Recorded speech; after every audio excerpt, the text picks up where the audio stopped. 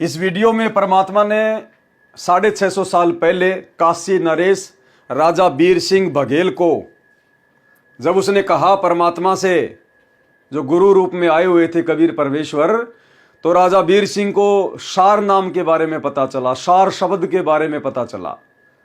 तो राजा बीर सिंह ने कहा, जी गुरु जी दया करो जी, सार नाम दे दो, सार नाम दे दो, सार नाम दे दो, सार शब्द दे दो। तो परमात्मा को तो मालूम था कि वर्तमान में तो किसी को यह मंत्र देना ही नहीं है, कोई योग्य है ही नहीं। ये मंत्र तो मुझे योग्य आत्माओं को कलयुग की पिछली पीढ़ी में देने हैं। लेकिन परमात्मा ने उदाहरण तैयार करने थे कि कलयुग की पिछली पीढ़ी वाले कोई गलती ना कर दे, उसलिए परमात्मा ने वो उदाहरण बनाए धर्मदास जी के माध्यम से, बीर सिंह बघेल के माध्यम से। और परमेश्वर ने क्या कहा, क्या शर्त रखी राजा बीर सिंह के सामने सार शब्द को प्राप्त करने की। और अंत में राजा बीर सिंह को समझ में आ गया कि तू तो प्रथम नाम प्राप्त करने के योग्य भी नहीं है, सार शब्द सार नाम तो बहुत दूर की बात है। ये 4 मिनट का सत्संग हमें बहुत गहरी शिक्षा देगा, बहुत गहरी। जो भाई बहन वर्तमान में सतलोक आश्रमों से अपने गुरुदेव भगवान के ऊपर विश्वास ना करके, उनके बाहर आने का इंतजार ना करके जो गुरु गद्दारी उन्होंने दिखाई है, ये गुरु गद्दारी में आता है, गुरु के साथ में धोखा करने में आता है। गुरु तुम्हारा संघर्ष कर रहा है भक्ति में समय लाने के लिए, और तुम लोगों ने अपने गुरु से गद्दारी करते हुए, उनके बाहर आने का इंतजार ना करते हुए, उनके ऊपर अविश्वास जाहिर करते हुए, क्या पता गुरु जी आए नहीं आए, हमें सार नाम नहीं मिला तो हम सतलोक कैसे जाएंगे। अरे ड्राइवर के बिना चाहे ट्रेन में जाके बैठ जाओ, कहीं नहीं जा पाओगे। और काल प्रेरणा से सतलोक आश्रम मैनेजमेंट हरियाणा से एक एक पाठ प्रकाश के पैसे देकर और नकली सार शब्द लेकर अपने आप को मुक्त हुआ मानकर घूम रहे हैं। अब उनकी आंखें खुलेंगी कि तुम्हें जो दिया गया है ना, वो तो धोखा है, धोखा। असली सार शब्द कब मिलता है। और आप लोगों के साथ में वही होगा जो राजा बीर सिंह के साथ में हुआ। यानी जब राजा बीर सिंह बघेल ने सार नाम के लिए गुरुदेव से बार बार अर्ज की, तो कबीर परमेश्वर ने कहा कि भाई तेरे को सार नाम दे दूंगा, लेकिन एक शर्त है, वो तेरे को पूरी करनी पड़ेगी। बोला जी क्या, आदेश करो।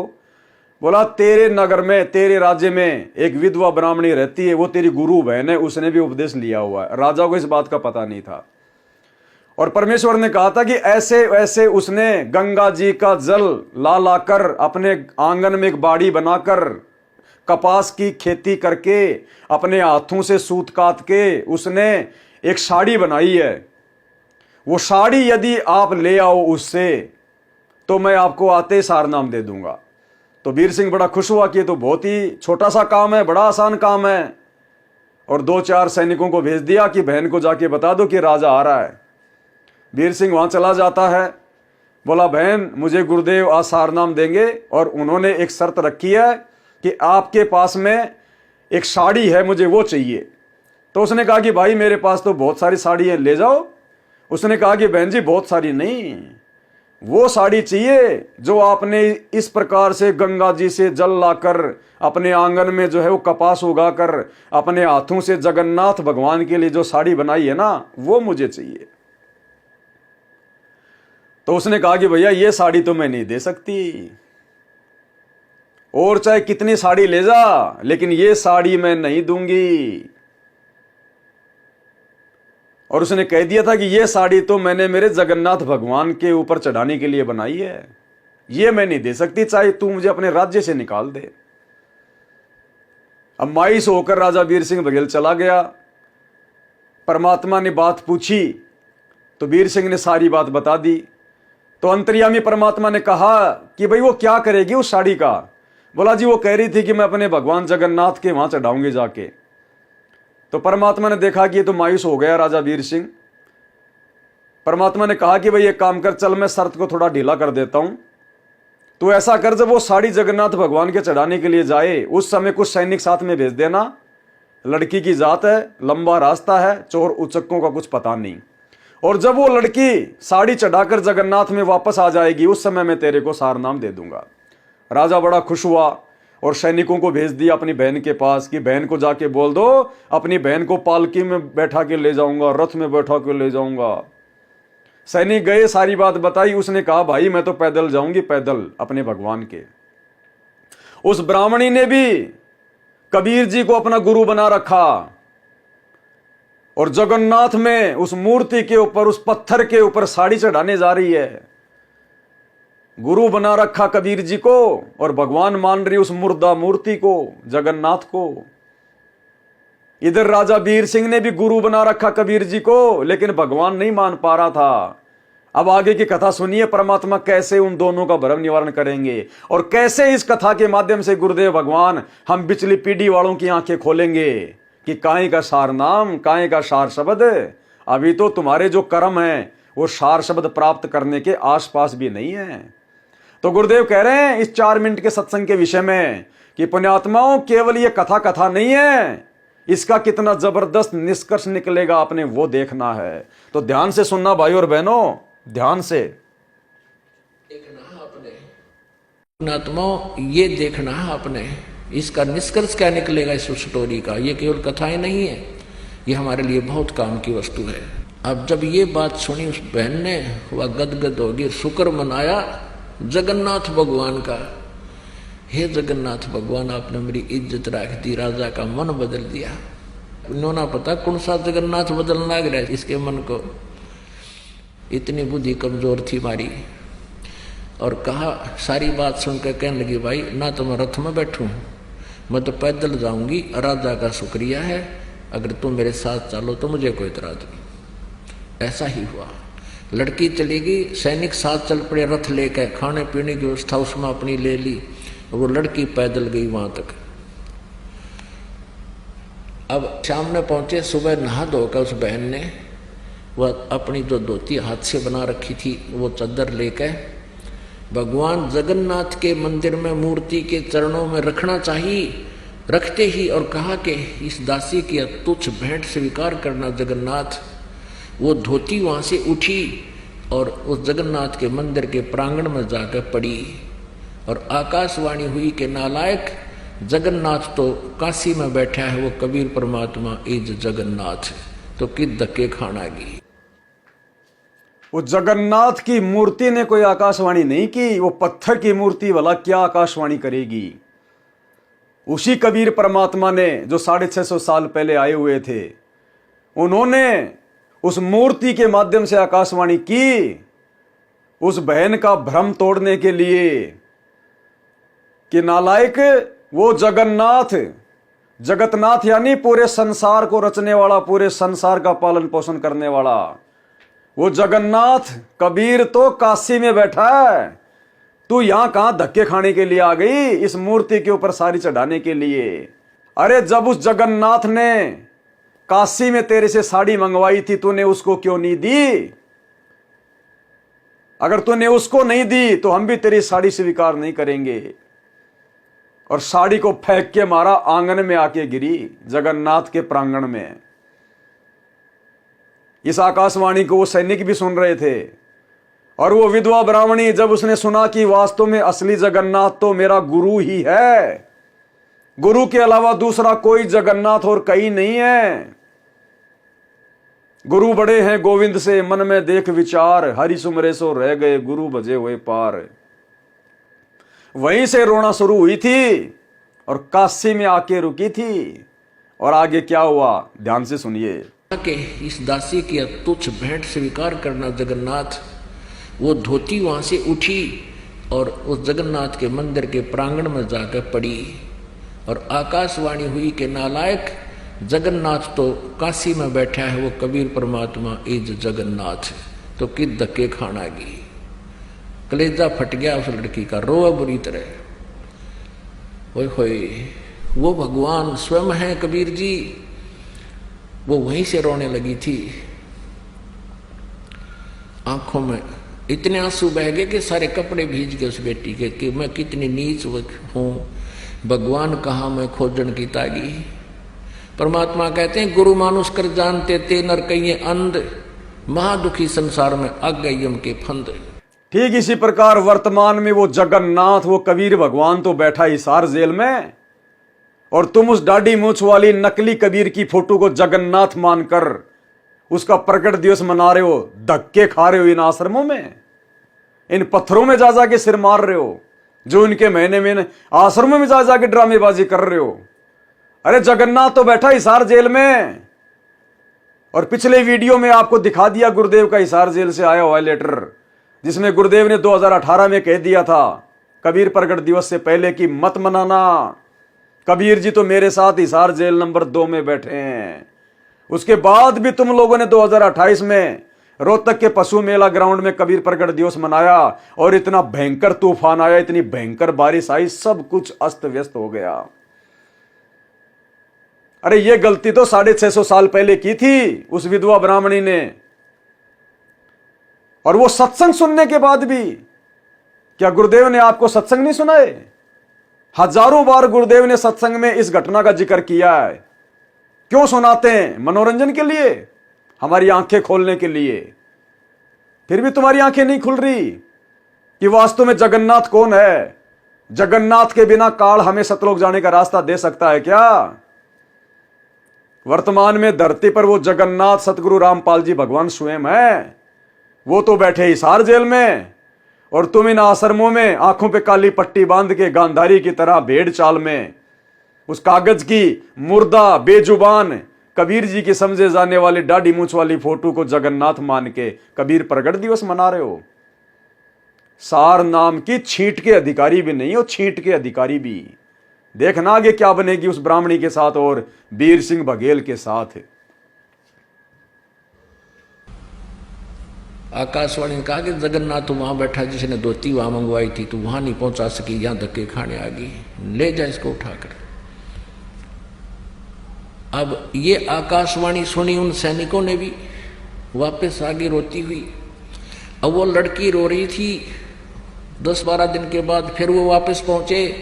उस दिन भी परमात्मा, क्योंकि लीला थी उनकी, पता था उनको, तो कबीर जी ने वीर देव सिंह बघेल के घर पर विराजमान थे। पता था कि आने वाली है वो सारा सांग वापस आओगा, वह खाया ही धक्के नालायक है।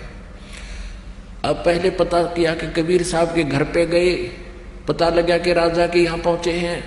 फिर राजा के घर पहुंचे, वो लड़की भी और वो सैनिक भी। लड़की रो रही, उसको उससे बोला नहीं जा रहा, चरणों में गिर गई भगवान कबीर साहब के, और ऐसे रो रही है कि उस पर आवाज निकल रही, गला कति रुंध गया उसका, ना कुछ बता पा रही है। अब राजा ने सोचा भाई के बिजली गिर गई इस लड़की पे, और गुरु जी ने तो कहा था इसको कोई दुख ना होना चाहिए, और क्या आपत्ति आ गई, और ये रो रही है। अब मुझे नाम मिला नहीं, क्योंकि भगवान ने कहा था इसको कष्ट नहीं होना चाहिए। सैनिकों को बुला कहा, अरे निकम्मो क्या हो गया इसको, तुमने मेरा नाश कर दिया।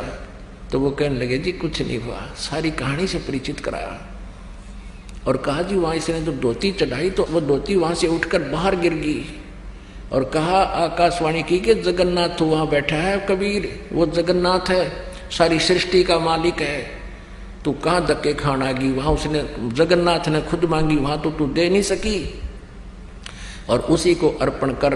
वह धोती भी साथ सिर पर ले रही वह लड़की, और तब तेरा कल्याण होगा।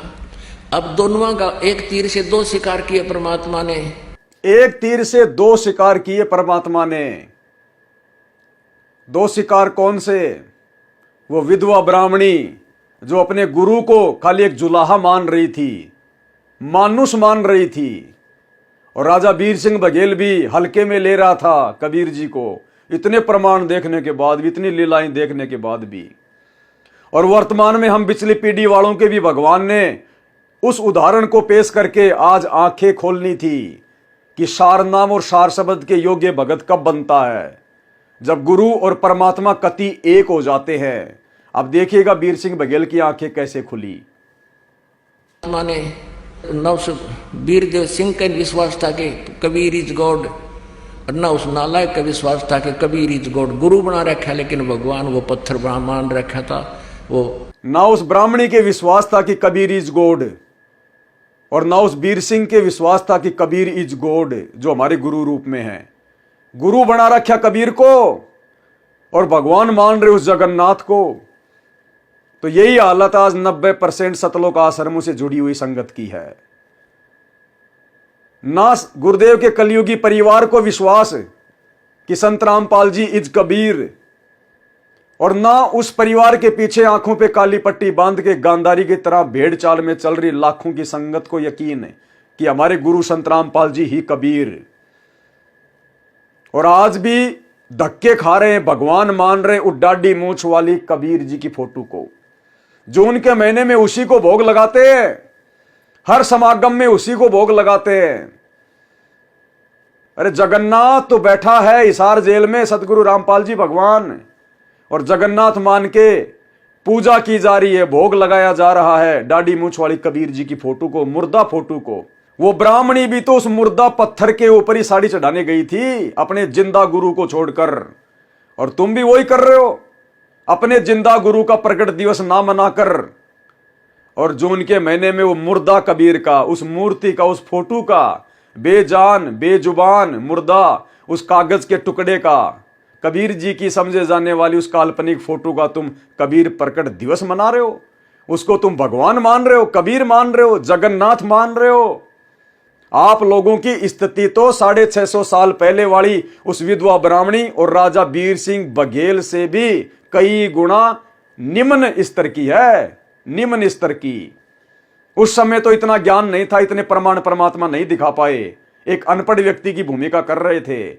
आज कौन सी कसर छोड़ रखी है भगवान ने, फिर भी उनसे बड़ी गलती, और फिर भी सार नाम लेके अपने आप को धन्य समझ के घूम रहे हो। सार नाम के नाम पे परमात्मा ने झुंझुना पकड़ा रखा, झुंझुना, जैसे बच्चे को, रोते हुए बच्चे को शांत किया जाता है वो खिलौना देके।